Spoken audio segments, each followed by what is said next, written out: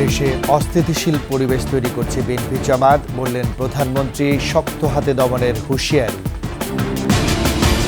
স্বাভাবিক হতে শুরু করেছে জনজীবন, কোটা সংস্কার রায়ের প্রজ্ঞাপন জারি। ৬৫ দিনের নিষেধাজ্ঞা শেষ হচ্ছে আজ, মধ্যরাত থেকে ইলিশ আহরণে ছুটবেন জেলেরা।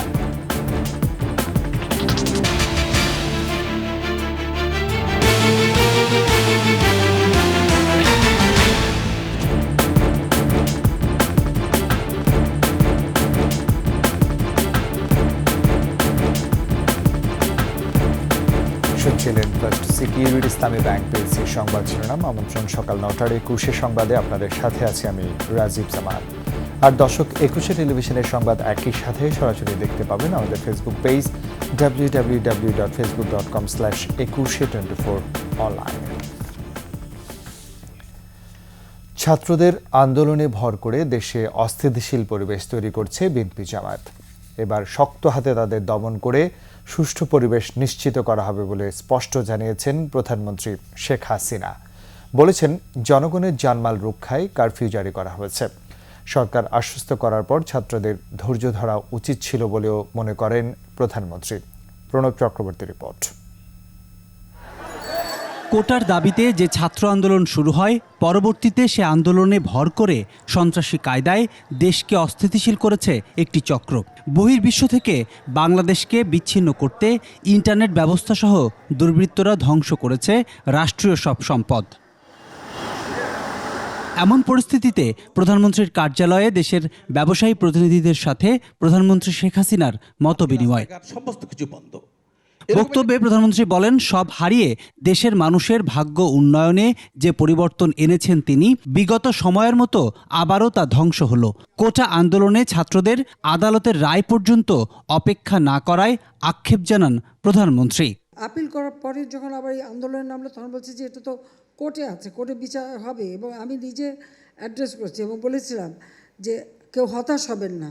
তারপরেও এটা হলো দুর্ভাগ্যজনক যে তারপরেও তাদের কি সিজ সারা বাংলাদেশ অচল করে রাখা। এবং ঠিক আছে, যারা তাদেরকে সাপোর্ট দিয়েছেন, আমি জানি না, সেখানে তো আপনাদেরও অনেক আপনজন ছিল, অনেক স্কুল করে সবাই সাপোর্ট দিয়েছে। সেই সময় কিন্তু কেউ তেমন কিছু বলেনি। সবাই মিলে যদি সে সময় ছাত্রদের একটু বিরত করত। এমন পরিস্থিতিতে ব্যবসা বাণিজ্য ঠিক রেখে দেশের পরিবেশ যেন ভালো রাখা যায়, সেজন্য ব্যবসায়ীদের পাশে থাকার আহ্বান জানান প্রধানমন্ত্রী। আজকেও যখন আমার কাছে খবর আসলো আপনাদের কয়েকটা গার্মেন্টসে আগুন দেবে, আমি সাথে সাথে খবর দিলাম যে এই শিগগির বন্ধ করতে বলো। কারণ শ্রমিক আপনি যতই রাখেন, ওই গেটে যাওয়া যখন ঠকঠক দেয় তাদেরকে নিয়ে আসে, অথবা তাদের সাথে মারামারি করে তারপরে আগুন দেয়। আমি এটুকু বলতে পারি, যারা আমার দল করেন না, আমাদের হয়তো ভোটও দেয় না, তারাও কিন্তু ভালো ব্যবসা করে যাচ্ছে। ব্যবসায় কখনো আমরা হাত দেইনি, ব্যবসায়ীদের ব্যবসা করতে দিয়েছি, ব্যবসাকে উৎসাহিত করেছি, সব রকম সুযোগ। প্রধানমন্ত্রী বলেন, বিগত সময়ে দেশে যে নৈরাজ্যকর পরিস্থিতি, তার সবই করেছে বিএনপি জামাত। তা এবার কঠোর হাতে দমনের কথা জানান সরকার প্রধান। এদের ছত্রছায়া, এদের ঢাল হিসেবে ব্যবহার করে কারা পিছনে এই ঘটনা ঘটালো। এখানে শিবির একেবারে এখন যেরকম হচ্ছে পরিকল্পিতভাবে প্ল্যান করে, দীর্ঘদিন থেকে প্ল্যান করেই তারা এসেছে। জেলায় জেলায় খবর নিয়েছে কোথায় কোথায় শিবির কর্মীরা আছে, তারা কেউ নাই। সব ঢাকা, কিন্তু ঢাকা শহরে না, ঢাকার আশেপাশে এখানে সেখানে তারা ঘাপটি মেরে আসে আর এই ঘটনাগুলি ঘটাচ্ছে। বিএনপি সম্পূর্ণ মদত দিচ্ছে। আমার প্রশ্ন, এরাই যে এত কিছু করছে, অর্থ সরবরাহ কারা করছে সেটা আপনারা খোঁজ নেন। আরও শক্ত অ্যাকশন নিয়ে এটাকে দমন করে পরিবেশ আমরা উন্নত করব।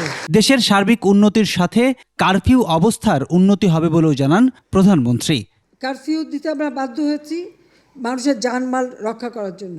যখনই সিচুয়েশন ভালো হবে, কোথায় কত ঘন্টা কারফিউ থাকবে, কোথায় থাকবে না, সেই অধিকারটা তাদেরকে দিয়ে দিয়েছি। প্রণব চক্রবর্তী, ২১ টেলিভিশন, ঢাকা।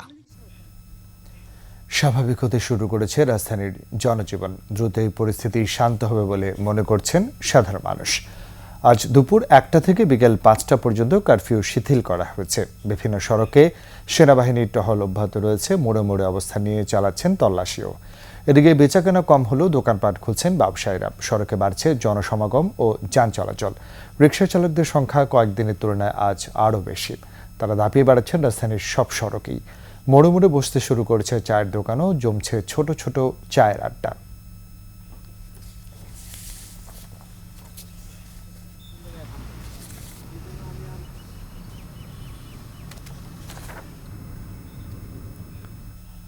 দর্শক, রাজধানীর আরও খবরাখবর জানতে চলে যাচ্ছি সহকর্মী মোহাম্মদ কবিরের কাছে। তিনি রয়েছেন আগারগাঁওয়ে।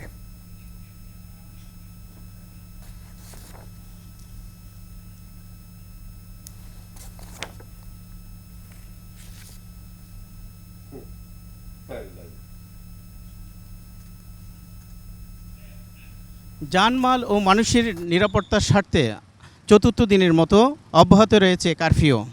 আজকে দুপুর 1টা থেকে বিকেল 5টা পর্যন্ত কারফিউ জনস্বার্থে শিথিল থাকবে বলে স্বরাষ্ট্র মন্ত্রণালয় থেকে আগেই জানানো হয়েছে। তাছাড়া আজকেও সাধারণ ছুটি ঘোষণা রয়েছে। আমরা নগরীর বিভিন্ন গুরুত্বপূর্ণ বেশ কয়েকটি পয়েন্টে ঘুরেছি। প্রত্যেকটি পয়েন্টে বিপুল পরিমাণ র্যাব, পুলিশ, বিজিবি ও সেনাবাহিনী সহ অসংখ্য আইনশৃঙ্খলা বাহিনী সদস্যের উপস্থিতি লক্ষ্য করেছি। নগরের গুরুত্বপূর্ণ পয়েন্টের চেকপোস্টে তল্লাশির মধ্য দিয়েই সাধারণ মানুষদের পার হতে হচ্ছে। কারফিউর মধ্যে সাধারণ মানুষ যাতে বিনা প্রয়োজনে ঘর থেকে বের না হয় সে বিষয়ে আইনশৃঙ্খলার বাহিনীর পক্ষ থেকে অনুরোধ জানানো হচ্ছে। কারফিউর কারণে ঢাকা শহরের এক কথা নীরব বললেই চলে। আইনশৃঙ্খলা বাহিনীর কঠোর নজরদারির কারণে এখন পর্যন্ত কোনো ধরনের অপ্রীতিকর ঘটনা ঘটেনি। এই ছিল আমার কাছে সর্বশেষ তথ্য। এদিকে আপিল বিভাগের রায়ের আলোকে সরকারি চাকরিতে কোটা সংস্কার করে প্রজ্ঞাপন জারি করেছে জনপ্রশাসন মন্ত্রণালয়। নবম থেকে 20তম গ্রেড পর্যন্ত সরাসরি পরীক্ষার মাধ্যমে নিয়োগের ক্ষেত্রে 93% মেধার ভিত্তিতে এবং 7% কোটার ভিত্তিতে কার্যকর হবে। এর মধ্যে কোটায় 5% মুক্তিযোদ্ধা ও বীরাঙ্গনার সন্তান, 1% ক্ষুদ্র নৃগোষ্ঠী এবং 1% প্রতিবন্ধী ও তৃতীয় লিঙ্গের জন্য বরাদ্দ রাখা হয়েছে। কোটা থেকে পূরণ না হলে মেধা তালিকা থেকে নিয়োগ দেওয়া যাবে। এর আগে কোটার প্রজ্ঞাপনে অনুমোদন দেন প্রধানমন্ত্রী শেখ হাসিনা।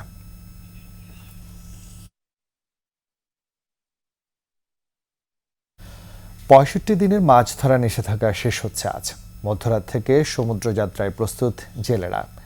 ইলিশ সহ সব ধরনের মাছ প্রচুর পরিমাণে পাওয়ার আশা জেলেদের। প্রতিনিধিদের সহায়তায় ডেস্ক রিপোর্ট। মধ্যরাত থেকে সাগরে ছুটবে জেলেরা। শেষ হলো ৬৫ দিনের নিষেধাজ্ঞাজনিত অপেক্ষা। জেলে পল্লী জুড়ে উৎসবের আমেজ। কেউ বা শেষ মুহূর্তে করছেন জাল মেরামত, কেউ বা গোছাচ্ছেন নৌকা। নিষেধাজ্ঞা চলার সময় সরকারি সহায়তা অনেকে পেলেও কারো কারো কাছে তা পৌঁছয়নি বলে অভিযোগও রয়েছে। তবে সব ছাপিয়ে এখন জেলেদের চোখে মুখে নৌকা ভর্তি মাছের স্বপ্ন। পটুয়াখালী, বরগুনা, কক্সবাজার, বাগেরহাট, সাতক্ষীরা সহ বিভিন্ন উপকূলীয় জেলার ঘাট থেকে গভীর সাগরে যাবেন জেলেরা। ঝাঁকে ঝাঁকে ধরা পড়বে মাছ। জেলেদের পাশাপাশি আড়তদাররাও বুনছেন আশা। আমরা আগামীকাল নামবো, তো এই যদি মাছ থাকে তাহলে আমরা ধার দেনা করে অনেকেই আছি, খাইছি, দেনা আছে, কিস্তি টিস্তি আছে, মানে দেনা ফেনা করে চলছি। এখন মাছ পাইলে সানা দেনা। প্রজন্ম মৌসুমে 20 মে থেকে 22 জুলাই পর্যন্ত গভীর সমুদ্রের 200 নটিক্যাল মাইল এলাকায় ইলিশ সহ সব ধরনের মাছ ধরার উপর নিষেধাজ্ঞা দেয় মৎস্য অধিদপ্তর। রত্না সামান, ডেস্ক রিপোর্ট, 21 টেলিভিশন। নিচ্ছে সংবাদ বিরতি। যখন ফিরছি তখন অন্যান্য খবরের সঙ্গে আরও থাকবে। চড়া দামে নাজেহাল ক্রেতারা, বাজারে পণ্যের ঘাটতি নেই বলছে ভোক্তা অধিদপ্তর।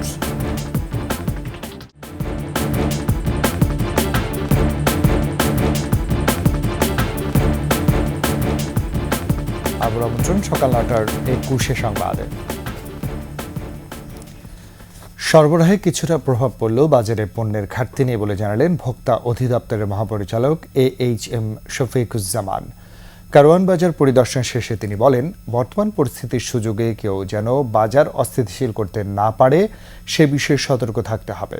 বিস্তারিত জানাচ্ছেন পার্থ সারথী। গেল কয়েকদিনে রাজধানীতে ঢুকতে পারেনি কোনো পণ্যবাহী যানবাহন। এ অজুহাতে পণ্যের দামেও পড়েছে প্রভাব। সোমবার বাজার মনিটরিংয়ে নামে ভোক্তা অধিদপ্তর। তবে বাজার মনিটরিং শেষে ভোক্তা অধিদপ্তরের ডিজি জানান, এই পরিস্থিতিতে পণ্যের দাম অহেতুক যাতে না বাড়ে সে লক্ষ্যেই তাদের এই অভিযান। তিনি জানান, বাজারে পণ্যের যথেষ্ট মজুত রয়েছে। পণ্য সরবরাহের কোনো ঘাটতি নেই। এখন কোনো মহল কি করছে যে এই সুযোগে পণ্য সরবরাহের কথা কম ঘাটতি বলে দামটা বাড়িয়ে দিচ্ছে। এখনও আমরা দেখলাম যে কারণ বাজারে 145 থেকে 150 টাকায় ডিম ডজন বিক্রি হচ্ছে। ব্রয়লার মুরগি যেটা দেখলাম 180 থেকে 190 টাকায় বিক্রি হচ্ছে, যেটি কক মুরগি 280 থেকে 300 টাকায় বিক্রি হচ্ছে। আলু এখানে খুচরা পর্যায়ে 60 টাকায় বিক্রি হচ্ছে। কাঁচামরিচ আজকে এখানে 200 টাকা কেজি দরে খুচরায় বিক্রি হচ্ছে। কিন্তু এরপরে যাতে ক্রাইসিস না হয়, এটা যাতে সাপ্লাইটা আমাদের নির্বিঘ্ন করা যায়, এটাই এখন আমাদের মূল ফোকাস। এদিকে আড়তদাররাও বলছেন, পণ্য মজুতে ঘাটতি নেই, তবে ক্রেতার সংকটে বেচাকেনায় কিছুটা ভাটা পড়েছে। বাজারটা যতটুকু বাড়ছে কিন্তু এত বাড়ার কথা না, কিন্তু এই যে গ্যাঞ্জামটা চলতেছে, গ্যাঞ্জামটার কারণে আমাদের এই পরিস্থিতির একটু ভয়াবহ হয়ে গেছে। কাস্টমার হয়তো বেচা কিনে হয়তো তাহলে না হয়তো দাম আপ ডাউন করতে বোঝা যেত, কিন্তু তা না। কিন্তু কি এখন সামান্য যাই কিছু আছে এও তো এখানে কাস্টমার নাই। এখন পর্যাপ্ত মরিচ আছে, দাম এখন কম, 180 থেকে 200 টাকা এলসি মরিচ। কারফুর কারণে কাস্টমার আসতে পারে না, তাই কার দরে বেচবো। অবস্থা স্বাভাবিক হলে বাজার দর নিয়ন্ত্রণে থাকবে বলেও জানান তারা। পার্থ সারথী, 21 টেলিভিশন, ঢাকা। শেষ করছি সকাল 9টার 21 সংবাদ। যাবার আগে ফার্স্ট সিকিউরিটি ইসলামী ব্যাংক পিএলসি সংবাদ শিরোনামগুলো জানাচ্ছি আরও একবার। দেশে অস্থিতিশীল পরিবেশ তৈরি করেছে বিএনপি জামায়াত, বললেন প্রধানমন্ত্রী, শক্ত হাতে দমনের হুঁশিয়ারি। স্বাভাবিক হতে শুরু করেছে জনজীবন, কোটা সংস্কার রায়ের প্রজ্ঞাপন জারি। 65 দিনের নিষেধাজ্ঞা শেষ হচ্ছে আজ, মধ্যরাত থেকে ইলিশ আহরণে ছুটবেন জেলেরা।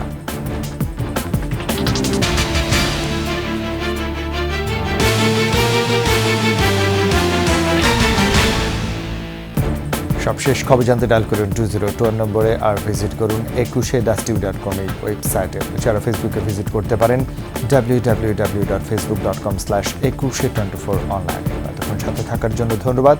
পরবর্তী সংবাদ দুপুর 12টায় দেখার আমন্ত্রণ রইল। 21-এর সাথেই থাকুন।